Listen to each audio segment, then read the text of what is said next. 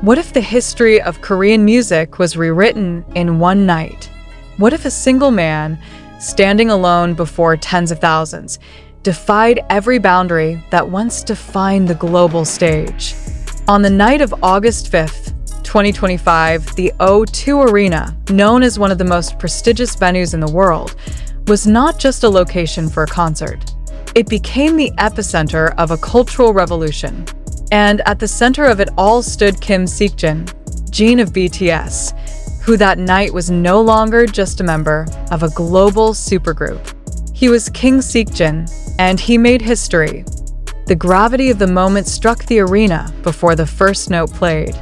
It was in the eerie silence of the prelude, in the synchronized heartbeat of over 20,000 spectators waiting in trembling anticipation, that one truth became inescapable. This night was not meant to entertain.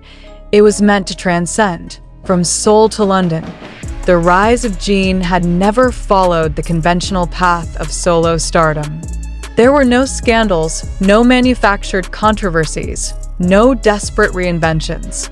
Jin's journey to this moment was built on a foundation of artistic authenticity, steadfast humility, and a voice that refused to be silenced, even in the towering shadows of BTS's global fame.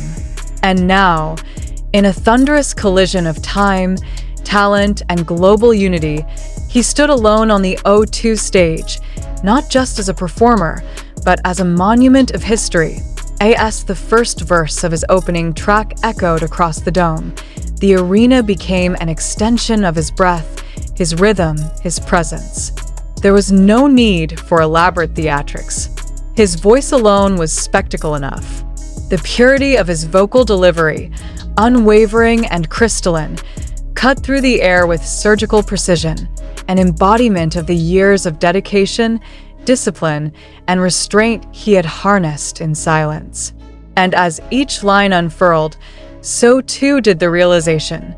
The world was witnessing not just a concert, but a coronation. Why did this night matter? Because no Korean soloist had ever claimed the O2 Arena on their own.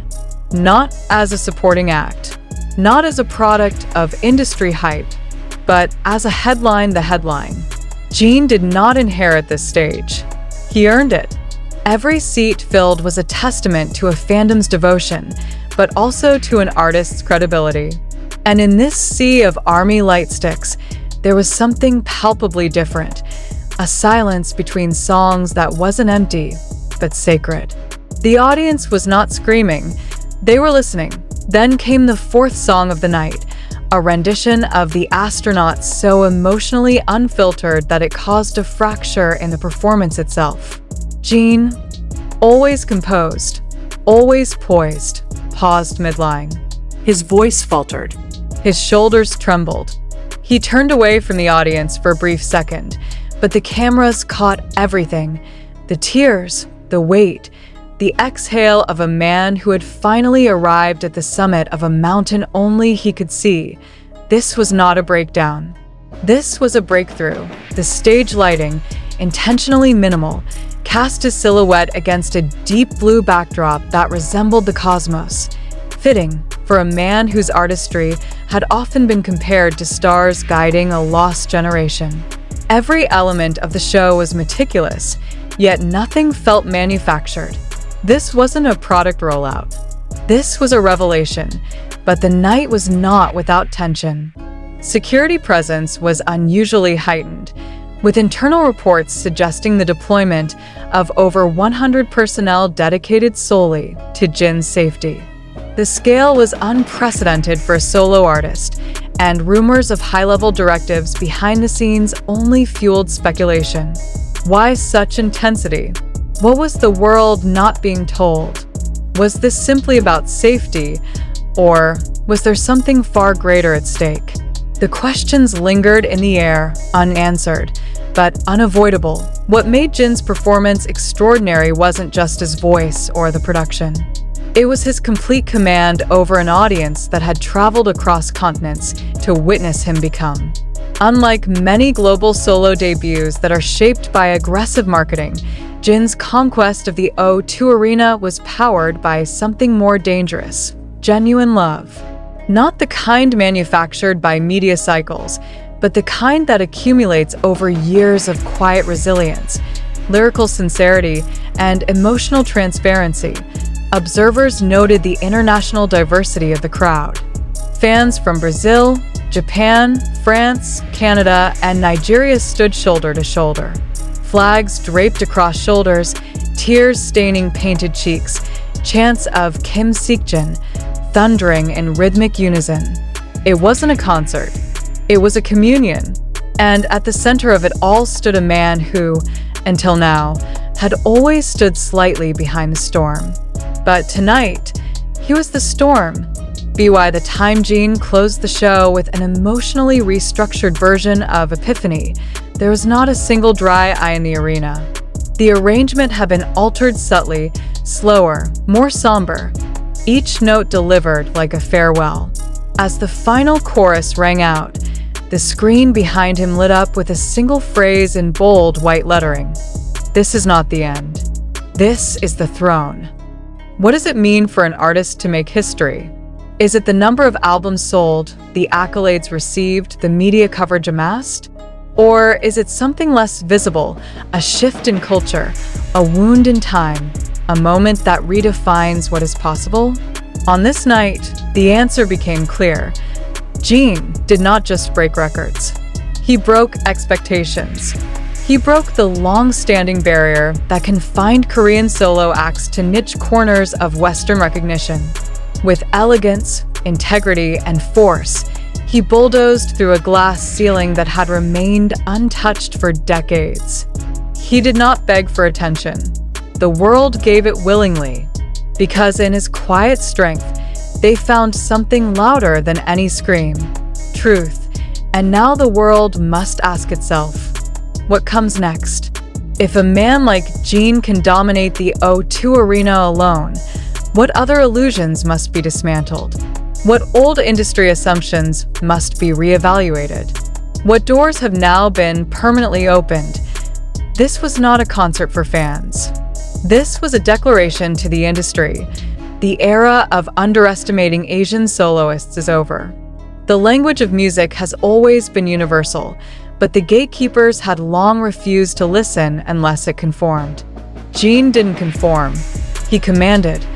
And for ARMY, those who stood drenched in tears, lights, and belief, this night will not be remembered as a goodbye.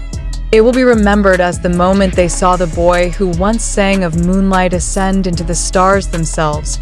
S.O. now. Reader, reflect. Were you prepared for this?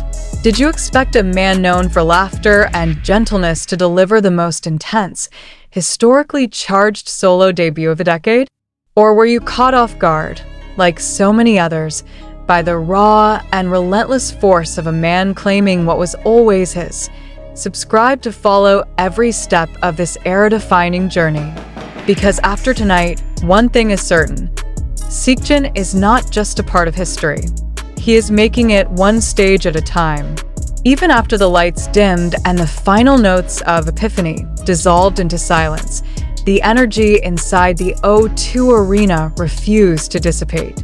It lingered in the air like static electricity, clinging to every wall, every seat, every soul.